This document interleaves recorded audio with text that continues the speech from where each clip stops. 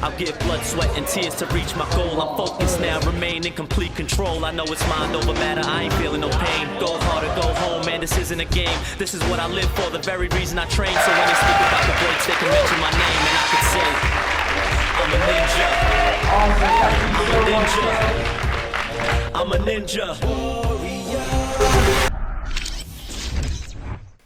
Alright, so here we have the Classic City Ninja Warrior comp. Right now we have Maggie Thorne on the course. She was actually Jesse Graff's roommate back in college, and you can see the resemblance. A really strong athlete here. Now she's going to go on to the rock holds, and the rock holds can be really tricky because they either require a lot of strength or a lot of technique. So right here, Maggie trying to go a little bit more of a strength approach, trying to kind of muscle her way through it, and she's going to make that big transfer, but she's still got like another 6 to 8 feet to clear. So she's not really sure what she wants to do here. It looks like she's trying to find a good hold, but she's not going to be able to hold on. Next up, we have Michelle Warnke. Now, Michelle's sporting the Lab Rats jersey, which is pretty cool. You can catch her on Team Ninja Warrior coming up soon. Now, her, on the other hand, using more of a climber approach, getting those feet up and keeping that core engaged, making her way through really quick, really fast work of that. And then moving on to this obstacle, you can see she's kind of shimmying side to side, taking a little bit longer of an approach. You'll see a different one later. And then Michelle's going to make it up the wall and become another female to finish a qualifying course. Now next up we have Kirsty Pratt. Now Kirsty's going to get first for the comp. Now she uses more of a strength approach. You can see she's just kind of muscling her way through the climbing holds. Now Kirsty uses an approach where she takes just the left side for this obstacle right here, and you can see it's going to save time. You'll have a lot less moves going straight down one side than you will shifting from side to side.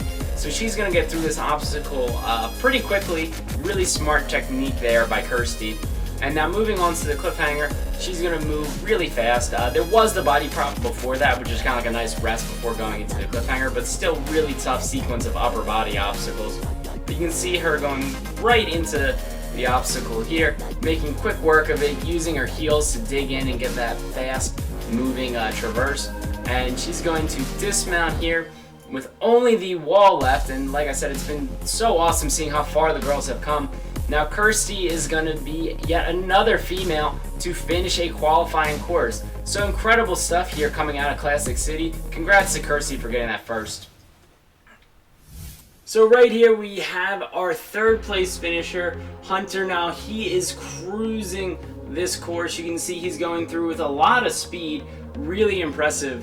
For the guys, it was really almost upper body race because there was a good amount of upper body, but they couldn't rest in between.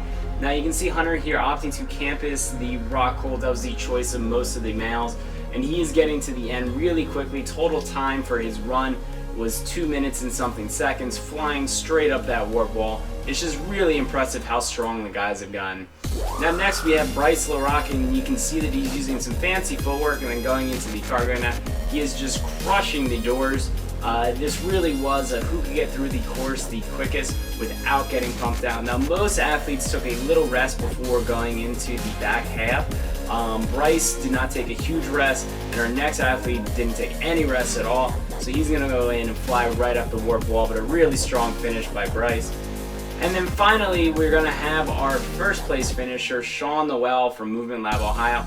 Sean using a little fancy footwork on the steps, going right into the cargo net really quickly through there. And then this is where a lot of athletes took rest, but Sean did not. Using a little bit strange of a technique, kind of going hand over hand. I think a lot of athletes opted to go backwards, but he's still able to get through it really quick, utilizing that strong lock off and moving very quickly. The rock holds not even matching on the one that just about every other athlete matched on. And then going through this, he seemed a little bit quicker. He seemed to get in and be confident with how locked in he was and moving relatively fast. A lot of athletes look like they were a little unsure on the movements here. Sean just coasting through it. And then on the back half, just campusing that and then flying straight up the wall. Really strong performance. So next up we have the preview for this weekend's event. It does not look like I'll be getting footage from TA or Pinnacle anytime soon, so don't hold your breath on those comps.